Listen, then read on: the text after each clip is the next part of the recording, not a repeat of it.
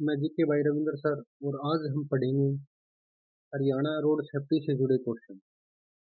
अब जो आने वाली एग्जाम है प्यारे बच्चों, उसमें हरियाणा रोड सेफ्टी से जुड़े हुए क्वेश्चन आपसे अक्सर एग्जाम में पूछे जाएंगे और आज उन्हीं क्वेश्चन के हम एमसीक्यू पढ़ेंगे।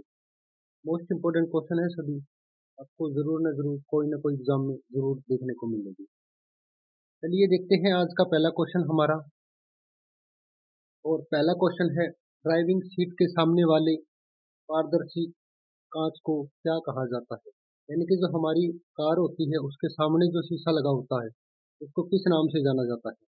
ऑप्शन ए है hot seat glass, option B है windshield glass, option C है विंटर साइड ग्लास और ऑप्शन डी है इनमें से कोई नहीं। तो जो हमारा उत्तर रहने वाला है वो है प्यारे बच्चों बी।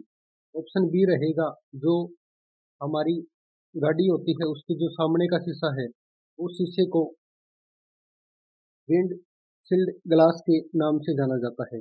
तो हमारा जो ऑप्शन बी है ये बिल्कुल सही रहेगा। चलिए देखते हैं अगला क्वेश्चन।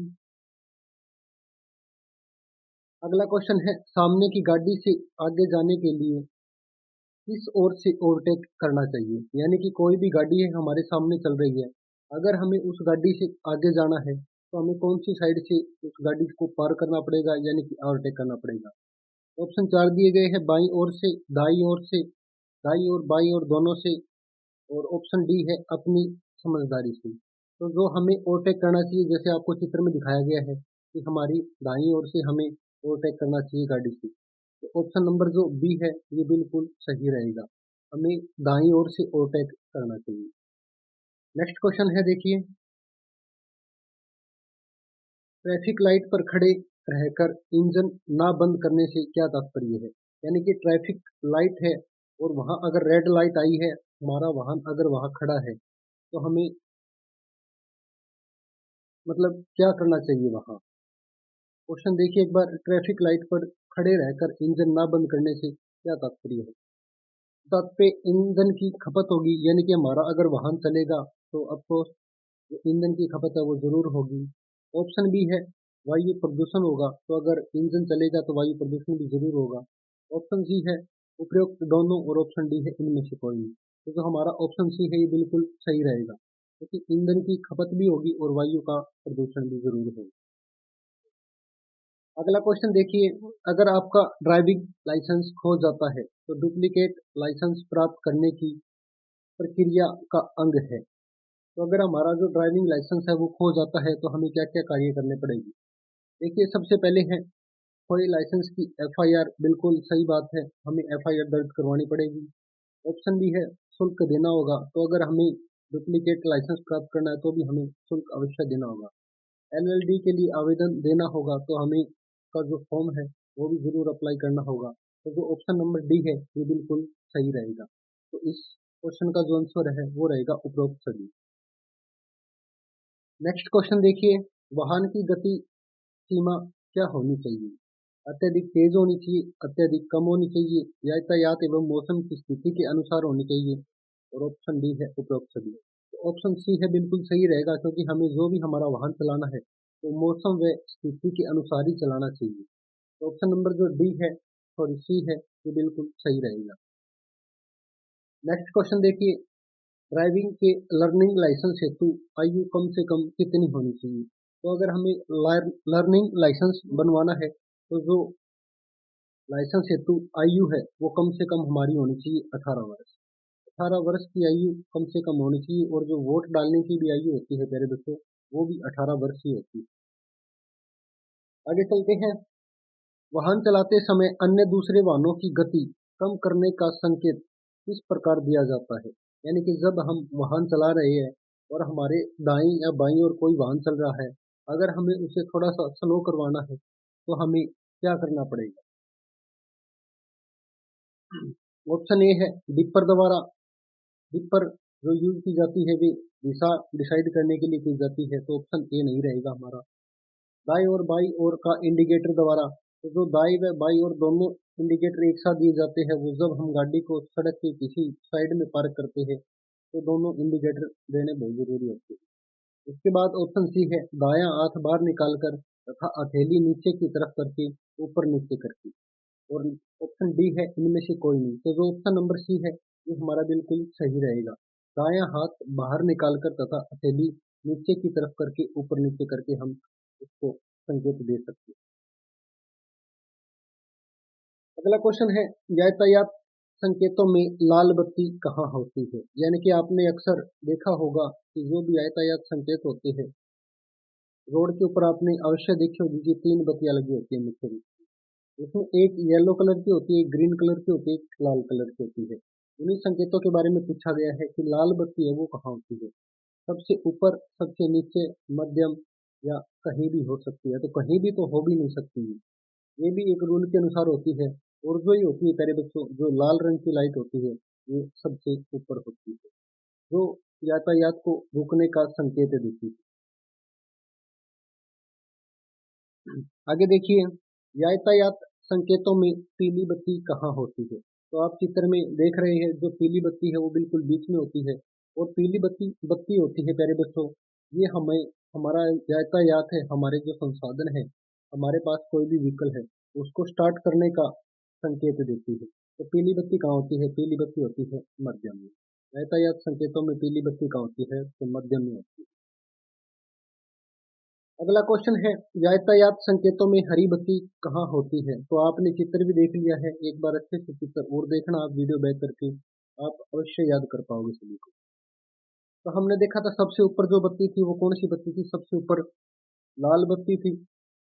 इसके बाद सबसे नीचे कौन सी बत्ती थी? सबसे नीचे हमने जो देखा था वो कौन सी बत्ती थी? हरी बत्ती थी। तो सबसे जो नीचे होती है वो कौन सी बत्ती होती है प्यारे बच्चों? वो होती है हरी बत्ती।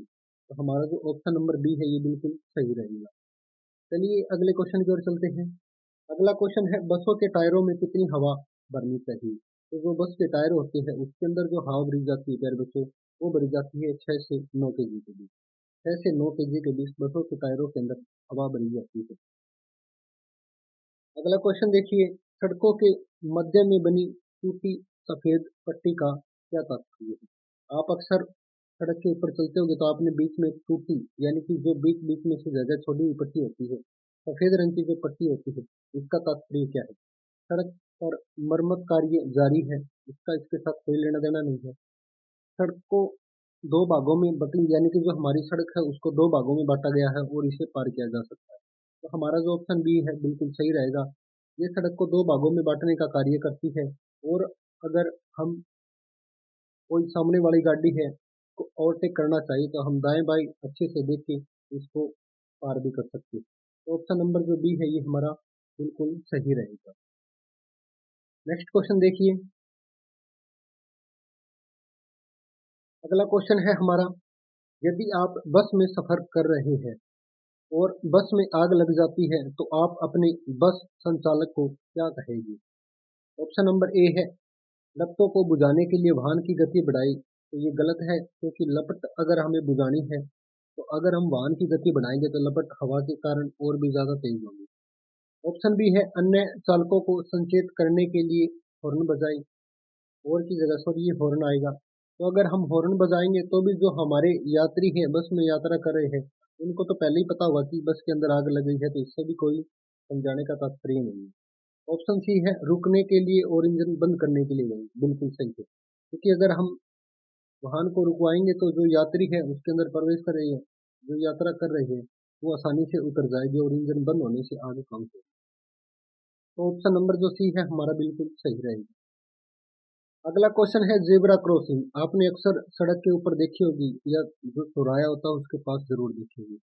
जेब्रा क्रॉसिंग निम्नलिखित में से किसके लिए होती है? पशुओं के लिए, वाहनों के लिए, पैदल चलने वालों के लिए, इनमें से कोई नहीं। तो पैदल यात्रियों के लिए जो जेब्रा क्रॉसिंग है इसे बनाई जाती है। तो ऑप्शन नंबर जो हमारा सी है बिल्कुल सही रहेगा। अगला क्वेश्चन है, जब वाहन दो तरफा सुरंग को पार कर रहा है तो ड्राइवर को कौन सी बत्ती जला देनी चाहिए? जब, ये बात है प्यारे बच्चों सुरंग की, जब दोनों तरफ से वाहन सुरंग के अंदर आ रहे हैं। ऑप्शन ए है खतरे की बत्ती।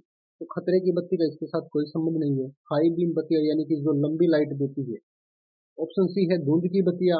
और ऑप्शन डी है चौड़ाई वाली अथवा लो बीम बत्तियां, यानी कि चौड़ाई वाली बत्ती और लो बीम यानी कि जिसकी जो लाइट है वो कम है, कम दूरी तक है, तो ऑप्शन नंबर जो डी है बिल्कुल सही रहेगा। अगला क्वेश्चन है हमारा,